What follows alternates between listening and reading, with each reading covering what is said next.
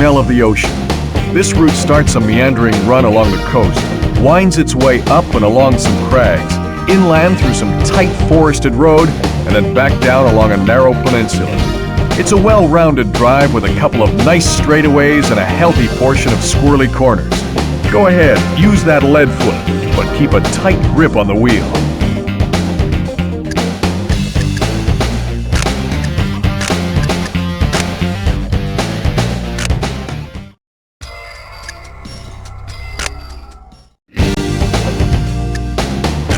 With 59% of its 3,065 pounds borne by the rear wheels, the 911's tail can still be made to step out by lifting off the throttle or braking under considerable side load. However, this tendency is much more benign with its improved rear suspension. Where this rear weight bias helps out tremendously is in the 911's fantastically powerful braking, effected through huge vented and cross-drilled rotors clamped by racing-bred ABS-assisted calipers. Overall, this car has a great feeling of precision and finesse. Few designs have been as long-lived as the Porsche 911 or as successfully updated. Its instantly recognizable silhouette has been around for more than 30 years, but with each revision, this rear-engined, air-cooled, flat-six powered sports car from Zuffenhausen has been made to corner more aggressively, accelerate harder, stop shorter, and through detail refinement, look better. To many of its followers, the 911 is considered to be the only real Porsche.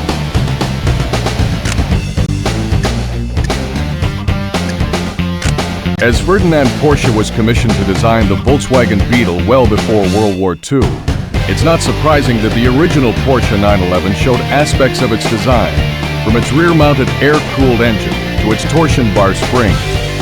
Making its production debut in 1964, the 911 had a 2-liter flat-six power plant that was essentially a scaled-down version of the 1962 Formula One flat-8 engine. It wasn't until almost a decade later that Porsche introduced its Carrera, an appellation that signified its most powerful model that originated from the grueling Mexican Carrera Panamericana road race. This model became the first Porsche road car whose rear tires were wider than the fronts, and which had a rear spoiler to increase downforce. Although the styling changes to the 911 shape over the years have been subtle, each mechanical revision has improved on its superb performance capabilities, preserving its status as one of the most prestigious sports cars of the last 3 decades.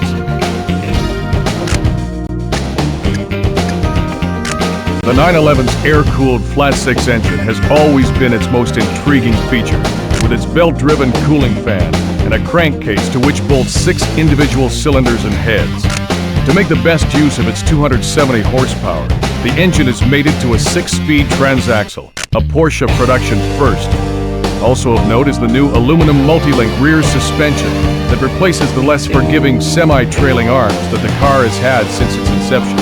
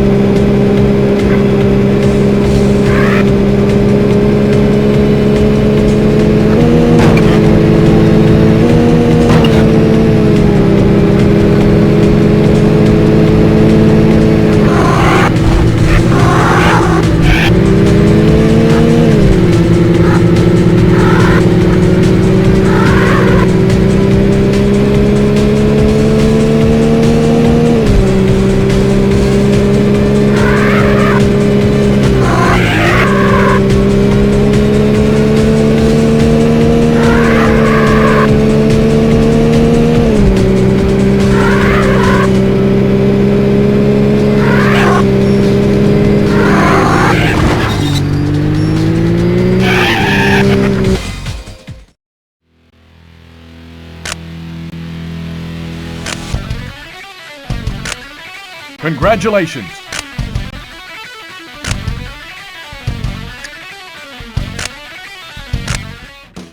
Strap on your lederhosen for this one. It's a trek through alpine country. Starting with an ascent on some wide forested road, you'll soon find the air thinning and the road narrowing. Expect a lot of cliffs, tunnels, and tight road. Passing gets tough on winding single-lane roads, so you'll need to get creative if you want to clock some quick times here.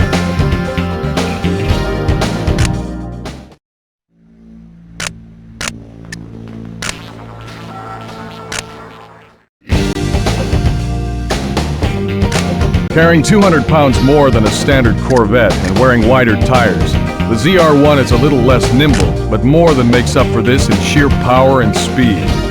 The ZR1 attained an honest 178 miles per hour in our latest road and track top speed test, which places it a solid third in this group of sports cars. Drag strip launches are uneventful and easily repeatable, making it child's play to get 0 to 60 clockings in the 5-second range all day long. And the big V8's power band is so broad that you seldom have to worry about being in the wrong gear.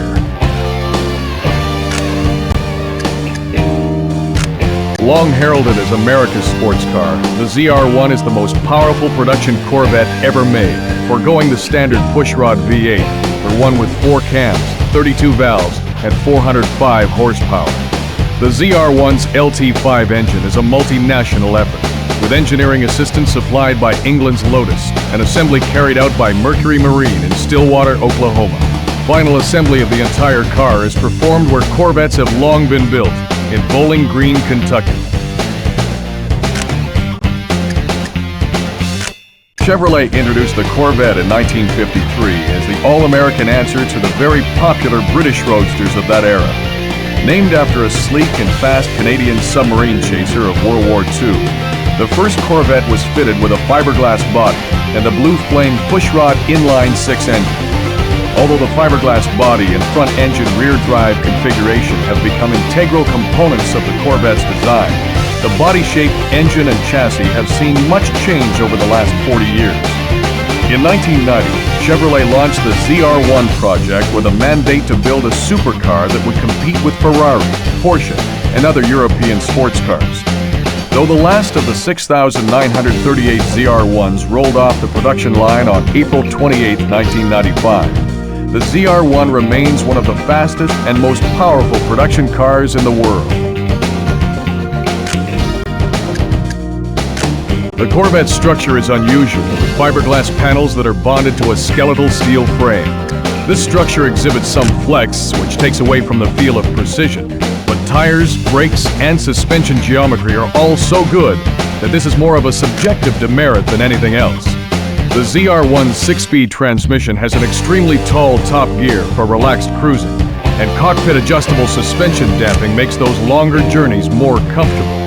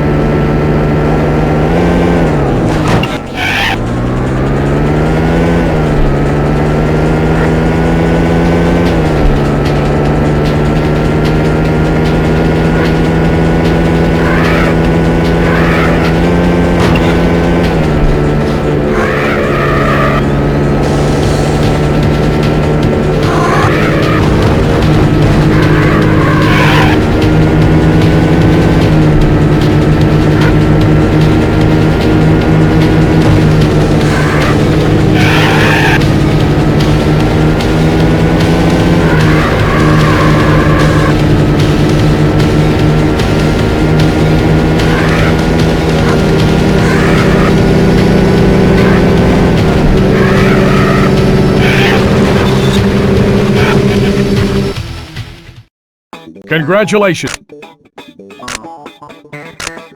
You've got...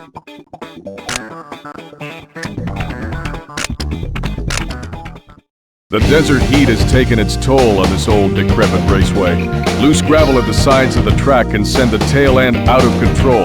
If you want quick laps and fast speeds, this is where you'll get them. But remember, the only thing separating you from the finish line is the wall of turn 4.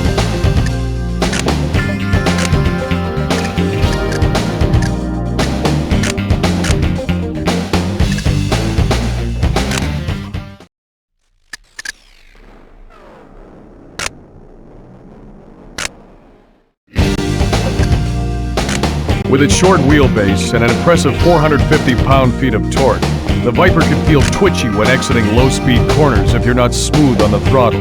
But its handling in general is fantastic and has the most direct race car-like feel of the bunch, with 0.96 G of lateral grip, just a touch of understeer in a steady-state condition, and virtually no body roll. With a 0 to 60 time of 4.8 seconds, the Viper's straight-line performance so overpowers the senses that its excellent handling can be overlooked. Whisked from car show sweetheart to production vehicle in just 3 years, the Viper has put Chrysler back on the supercar map in bold block lettering. The approach is brute force rather than finesse, as the Viper is really a car built around its engine, a thundering 400 horsepower 8-liter pushrod V10. Pampering its driver is not part of the equation. The Viper has side curtains instead of roll-up windows, a rudimentary fabric top, and just the basic controls and gauges.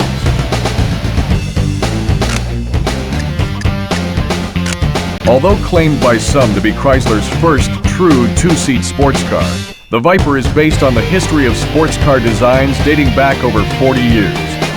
The first of these was the 1952 Chrysler Hemi-powered Cunningham C2R sports racer, which despite its limited production run, has been cited as the grandfather of the Viper.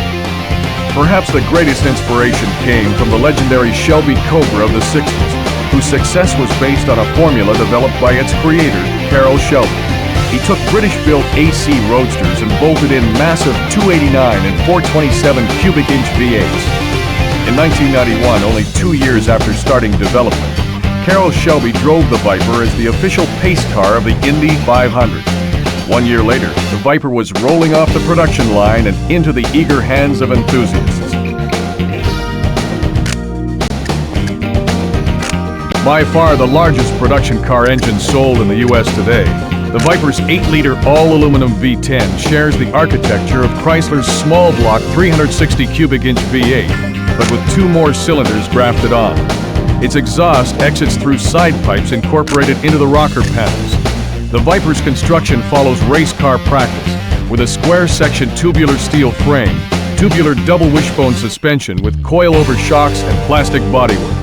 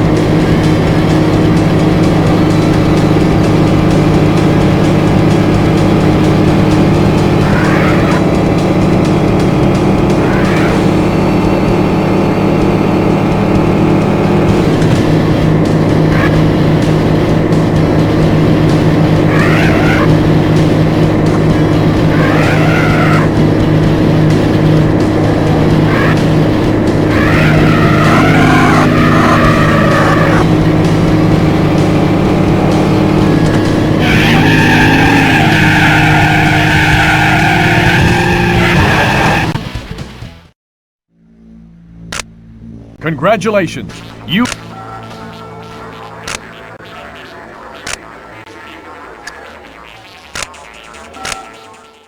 This closed-circuit speedway is a little bit different from the open road courses in that you'll get a chance to learn every inch of track intimately as you power through each lap. The high bank turns make for intense metal-on-metal racing. The challenge is to consistently pick the best line if you want to bring in the best time.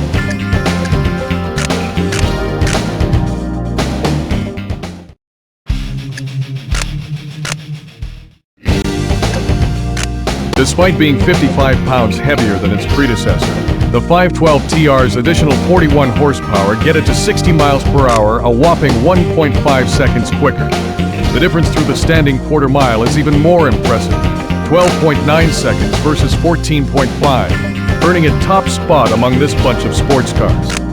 Though its tail can be provoked into oversteer, the 512TR prefers gentle understeer and exhibits a docility that belies its rear-heavy weight distribution.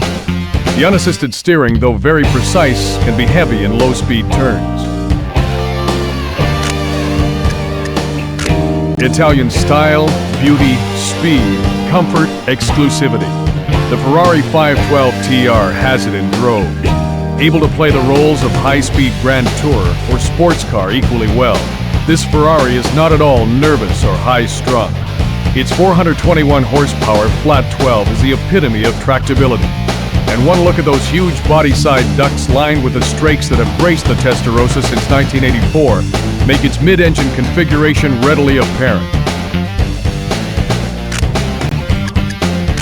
Arguably the most victorious and longest-lasting competitor in automobile racing history, the Ferrari Marque owes its success to Enzo Ferrari, the Modenese-born son of a metal shop worker.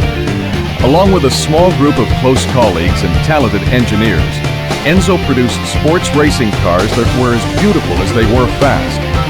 Since the Marque's inception in 1947, a prancing black horse on a yellow background has been Ferrari's emblem. It was once the symbol of World War I flying ace Francesco Baracca. After he was shot down, his parents sent Ferrari a piece of the plane's fabric bearing the symbol, wishing for him to adopt it in recognition of his similar competitive spirit.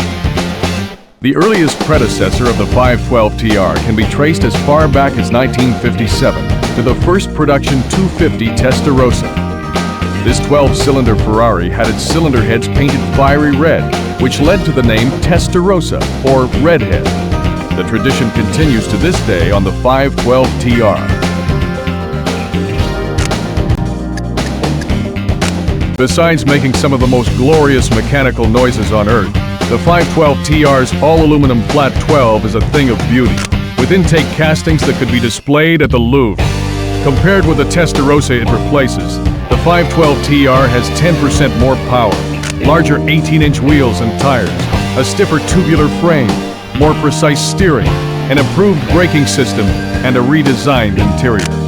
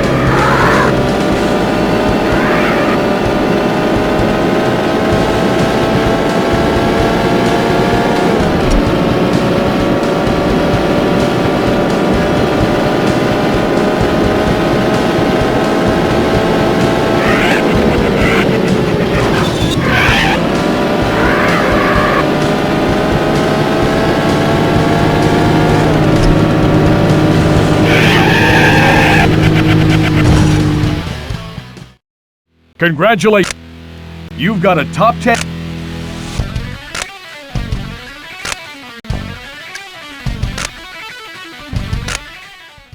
Back during the gold rush, this used to be a thriving mining region. But with the gold gone, all that remains are a decaying ghost town, dilapidated mine shaft, and dark, dank caverns.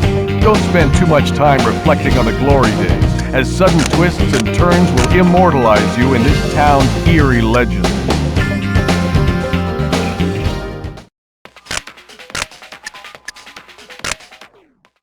Back...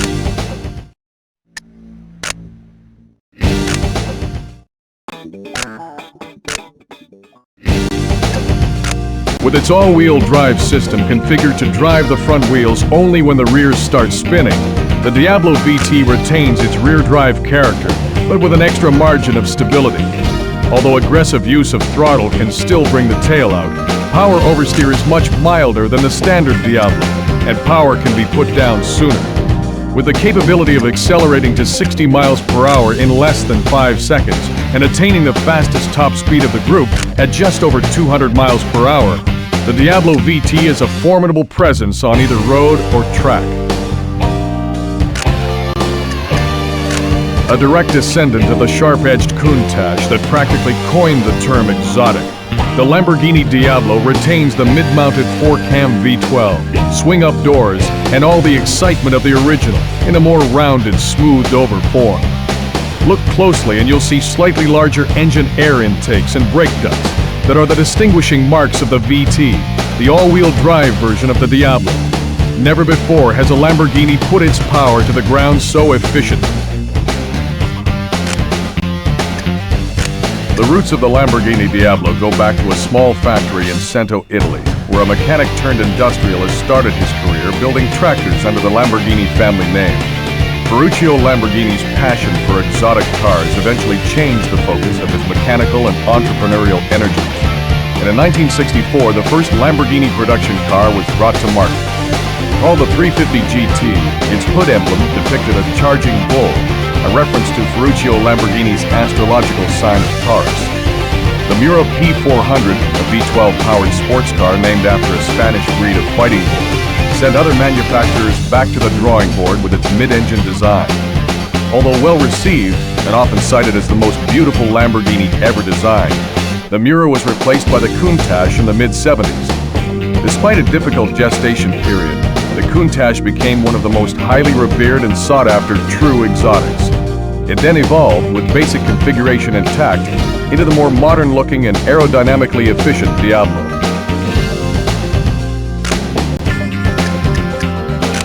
All-wheel drive that incorporates a mid-mounted viscous coupling helps put the VT's monstrous 492 horsepower to the ground. Chassis construction is similar to the Ferraris, with a tubular space frame, but aluminum alloy body panels are augmented by a steel roof and strategically placed panels of carbon fiber. Unlike the high-pitched scream of the 512 TR's engine, the Diablo's all-alloy 48-valve V12 resonates with a deep brassiness. Think of a dozen trombones.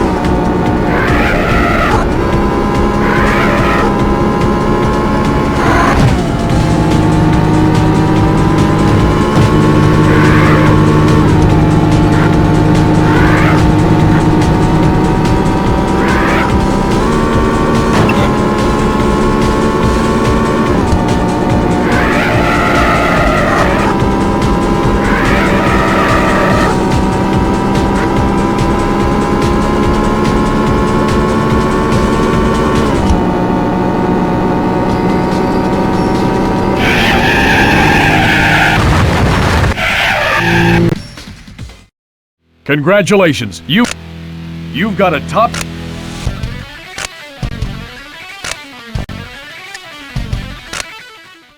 Back during the gold rush, The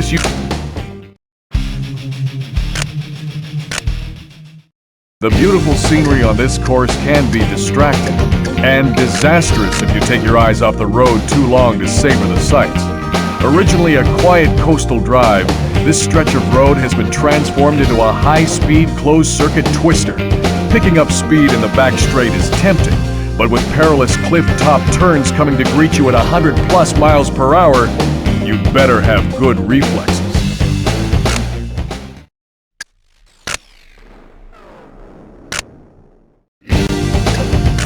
Wheel hop off the line hinders drag strip starts, but once underway, the RX-7 is explosively fast. The transition from primary to secondary turbo operation is hardly noticeable. Handling is extremely responsive, and with 0.94 G of lateral grip and only slight body roll, the RX-7 is second only to the Viper in its race car-like feel. Stopping is equally impressive, with 11.6-inch rotors front and rear, although this ABS-assisted sports car doesn't quite achieve the braking brilliance of the NSX or Porsche. Lightweight, powerful, and shapely, the RX-7 is a driver's car that's also a treat for the eyes. The world's only Wankel-powered sports car boasts 255 horsepower and a curb weight of just 2,850 pounds, making it the lightest of the group. This power-to-weight ratio generates forceful acceleration and an extremely nimble handling feel. The RX-7's cockpit wraps tightly around 2 occupants, with room under the rear hatch for just a weekend's worth of luggage. Mazda's introduction of the RX-7 in 1978 was thought by many to be the most significant new sports car since the Datsun 240Z. It was a high-quality, affordable sports car with good performance, reasonable fuel economy, exciting styling, and for a 2-seater, generous interior room.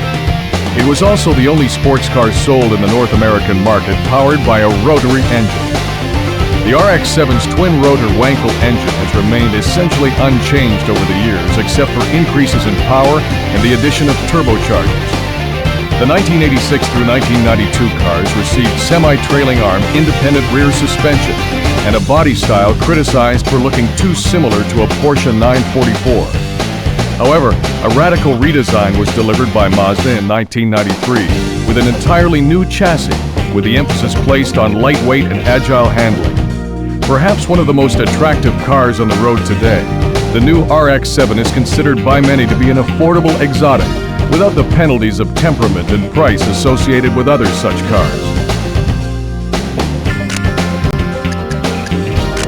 At the RX-7's heart is a 2-rotor, 255 horsepower Wankel engine, fortified by a twin turbocharger system that transitions from primary to secondary turbo at about 4,500 RPM.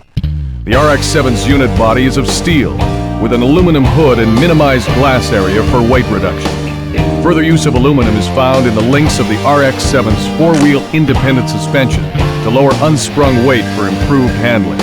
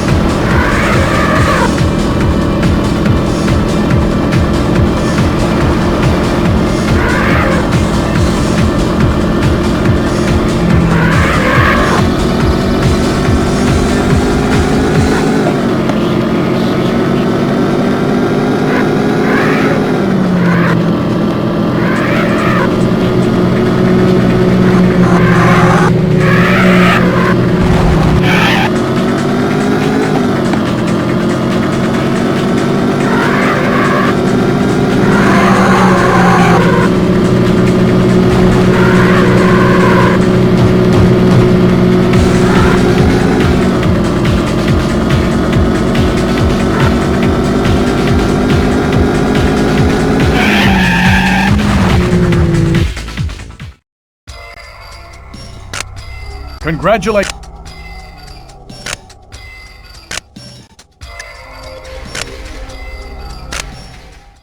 Urban sprawl and overcrowding can often make for slow, monotonous traffic. But take away the traffic and you've got a high-speed obstacle course that's enough to challenge even the best drivers. Set in the industrial sector, this course gives you everything from blasting through a steel foundry to squealing through the airport's underground parking lots.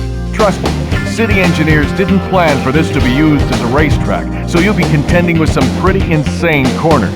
And when you leave the ground, it won't be from the airport.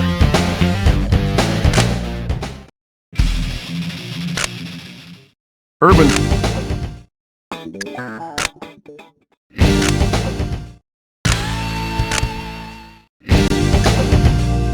While it may not be the most powerful exotic, the NSX's trim 3,000-pound curb weight makes the most of the power it has got, with 0 to 60 runs of less than 6 seconds as proof.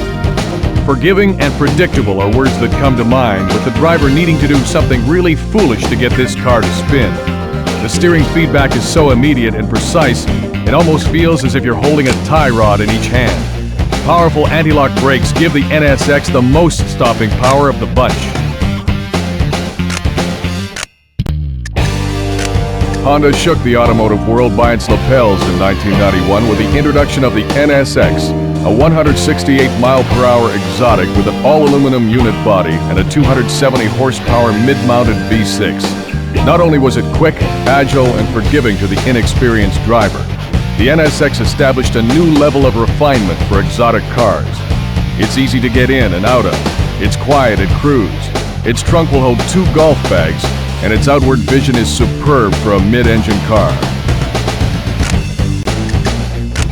Honda, already famous as the world's biggest and most successful motorcycle manufacturer, displayed its first road car at the 1962 Tokyo Auto Show, a small roadster with an air-cooled 4-cylinder engine. At about the same time, Honda's Formula One effort was hitting full stride. It peaked when Richie Ginther drove the shrieking V12 Honda Formula One car to victory in the 1965 Mexican Grand Prix. This was just a taste of things to come, as Honda's competition record in Formula One during the late 80s was unmatched. Their technical leadership in the design of both V10 and V12 engines earned them numerous victories and a reputation for building some of the most advanced racing machinery to date. It was a logical next step to enter the exotic car market by playing off its strong reputation in Formula One. In preparing to build the NSX, Honda constructed one of the most technologically advanced manufacturing facilities in the world in Tochigi, Japan. In 1991, this plant started building the NSX, the world's first series-produced sports car with an all-aluminum frame and body. Honda ekes 270 horsepower out of its 4-cam 3-liter V6, using such pricey metals as aluminum and titanium, and its ingenious VTEC system, which employs 2 distinct camshaft lobe profiles to get both a smooth idle and excellent power at high RPM. The result allows this V6 to pull melodiously to 8,000 RPM, making smooth power without the vibration and commotion you'd associate with some cars in its class. With the exception of a steel crossbeam that supports the steering column, the NSX's structure is composed entirely of aluminum extrusions, stampings, and castings.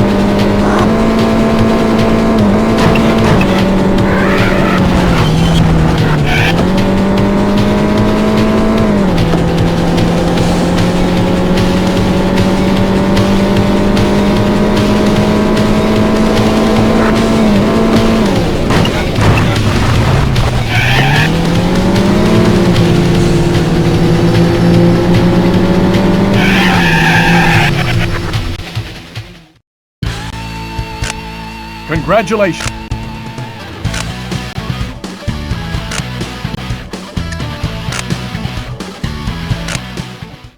From the tranquility of suburbia to the pandemonium of the urban jungle, this route opens up with gentle freeway and winds its way into the bowels of the city's underground. Roads snaking everywhere, underpasses, overpasses, concrete barriers, long winding tunnels. It's all here for you. But watch out for other cars. They come up real quick when you're at speeds these cars want to travel.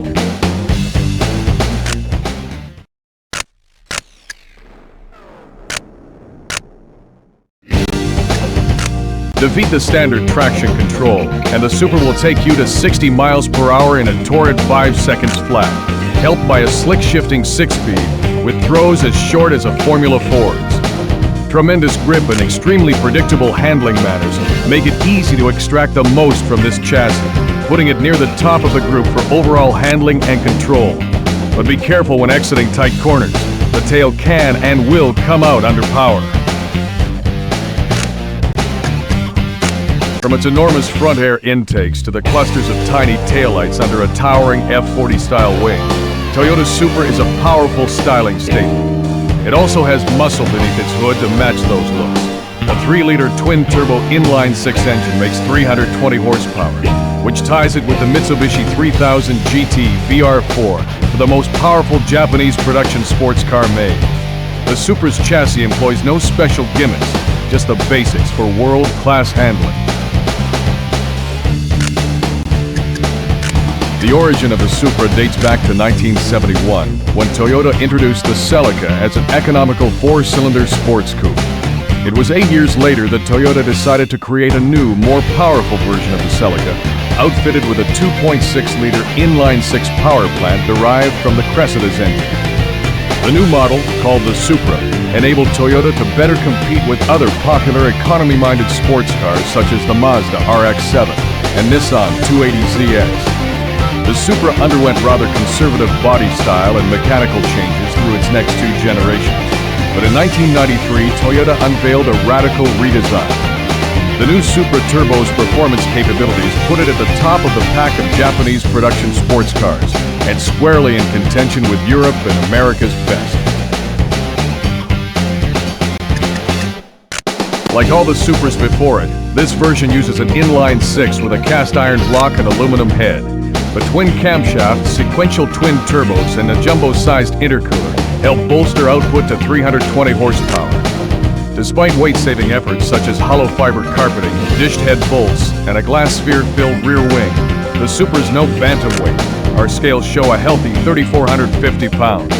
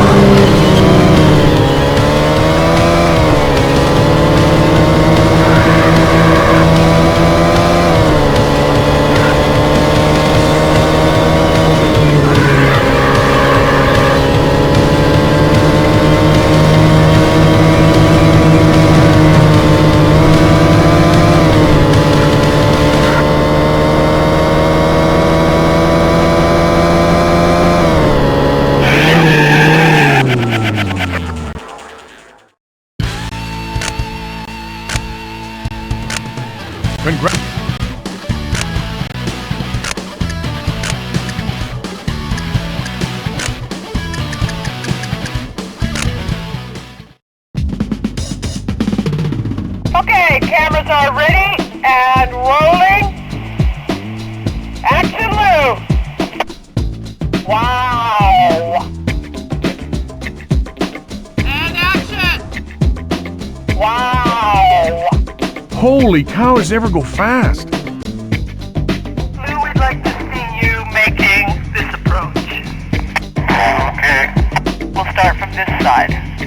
And you want the standard start from a stop, right?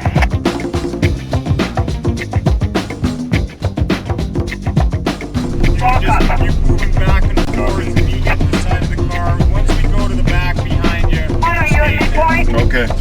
And when you give me a... Oh, just coming down is when you want me to punch it. That's when yeah, we'll do that. do it. Okay. But I want to do it like a rocket. Wow. Okay. I gotta. Guess that's what I gotta do.